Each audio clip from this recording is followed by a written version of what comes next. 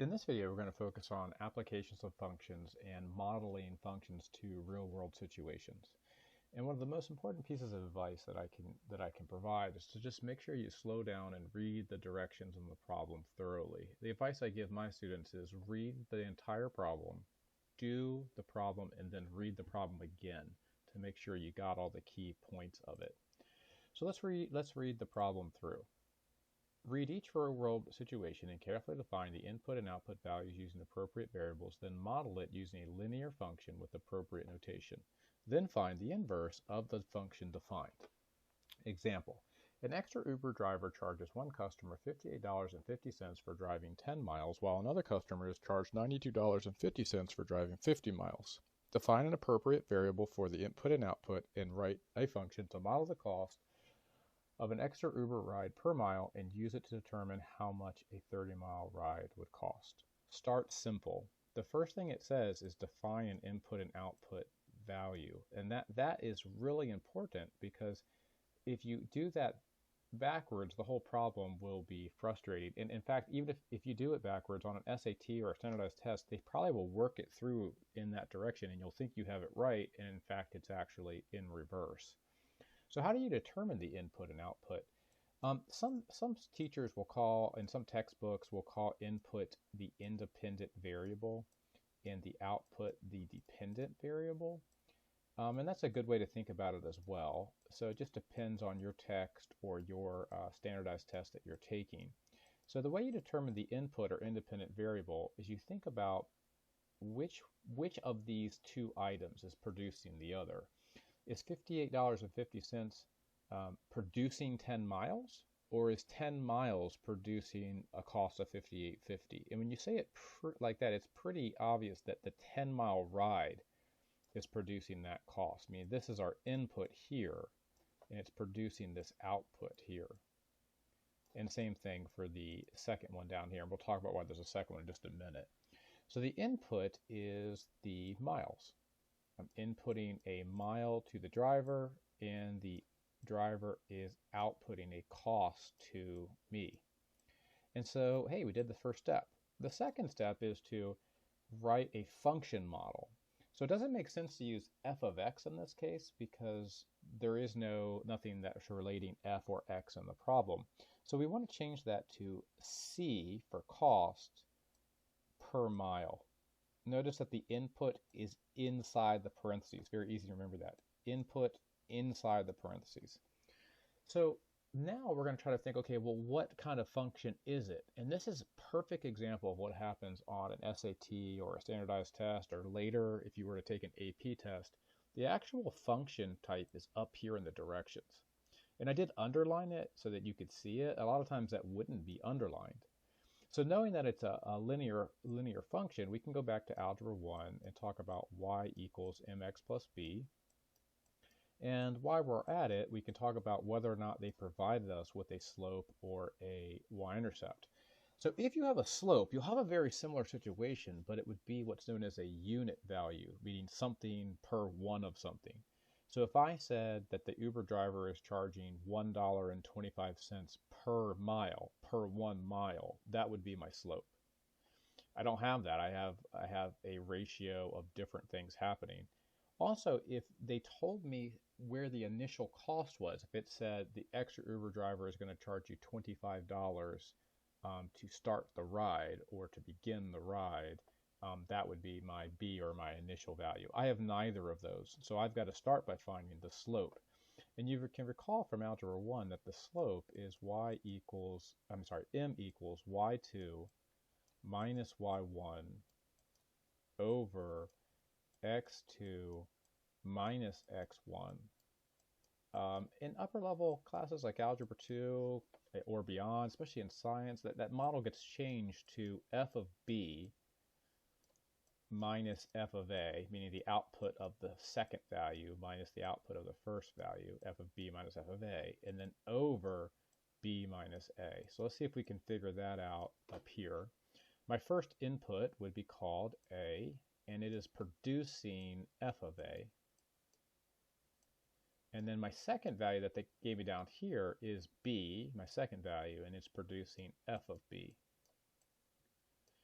So that's a pretty easy substitution at this point. What we're going to do is we're going to put in here f of b, which is $92.50,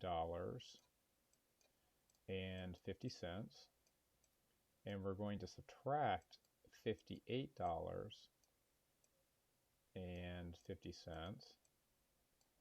and then we're going to divide that by b, which was 50 miles,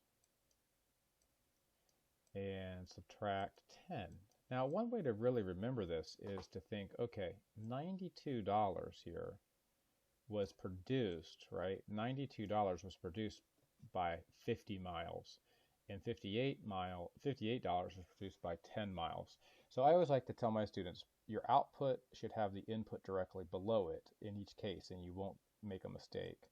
So that's obviously a calculator item. So the TIs have a nice feature where you can put it into fraction mode. Casios, the newer Casios, have a similar method, and you can always use Desmos if you do not have a calculator. That would also work just as well and even looks like this. So I'm just going to type it all in there at one time, and once I do that, I find out that the rate is 85 cents per mile. Sometimes that's all that's asked, is what is the rate? Right? And so you would say, well, that's 85 cents per mile. And that's sometimes, especially on an SAT, all that's asked. Okay, but in this case, they're asking for the whole function. So we're going to actually input that into y equals mx plus b. So y is equal to 0.85 x plus b. Now, if we want to switch that over to our better notation, right, that would be what it would look like in Algebra 1. I could just go ahead and say c, because that's our y in this case, is equal to 0.85 m plus b, if I prefer, okay? Or you could just put it all together at the end. So what we're going to do now is we're going to use one of the inputs and outputs. So I prefer to just use the first one because it's smaller, and we're going to input the fact that driving 10 miles costs $58.50. And again, I just got that straight from the problem. And it's kind of interesting when you start seeing these things happen and you understand where these things in Algebra 1, why they mattered. So $10 made $58.50, but now I have the rate. So now I know that that is being charged at 85 cents per mile. Maybe that's why it makes a good sense to go ahead and just switch out of this mode and go here. I think it'll make the problem make a little more sense. And so then we just multiply that through, giving us $8.50, or just 8.5 because we're just doing math in this case. And then over here, this drops down because there was no math to do there. And then I'll subtract $8.50 on both sides, and then I'll have the initial cost. Okay, so sometimes, just to be tricky, in SAT might ask, what's the initial cost? And that way, what they're testing is, do you know the equations you learned? But then at the same time, do you know what the pieces of those equations mean? So in this case, the initial cost, or B, the beginning, if you would like to call it that, is $50. So let's put it all together, because our problem asked us to make a function. So our function would be C of m is equal to 0.85 m plus 50. And what that's saying in the real world is that the cost per mile is 85 cents per mile plus the initial cost of $50 just to call the extra Uber driver. Okay, so step A is done. Step B is asking me now to find an inverse of this function. So starting with this function from part A, the question is, how do I find the inverse? And once I find the inverse, it would like me to plug $118 into the inverse. Now, some students may say, do I even need the inverse to be able to do the 118 part? You really don't. I mean, you could put 118 into this for the cost and then solve for m. But in this problem, I'm just trying to show you why inverses are useful and why producing an inverse would actually do something that would help us. So we're going to do this part second. So first, let's find an inverse. So remember, the way an inverse works is you switch the input and output. It probably would help if we kind of go back to the y equals mx plus b model, just so we stay consistent with what you probably learned in class about inverses. So what you do is you switch x and y. So you're going to switch this to x and this to y. And then once we get through that, we'll go back and use the correct function notation for this problem. It'll probably just be more consistent to do it this way. Okay, so pretty easy to solve this. We're going to subtract 50 on both sides. So now I have x minus 50 is equal to 0.85y. And then I'm going to divide each piece of this by 0.85. Once I do that, it's important to understand that it's not a good idea to just draw a big line and do that. You would actually want to do each of these with 0.85, or else you would not know the rate or initial value for the inverse. And please keep in mind there's actually a little 1 right there. Man, that's important for upper level math classes. It seems subtle, and it is, and knowing that will really help you.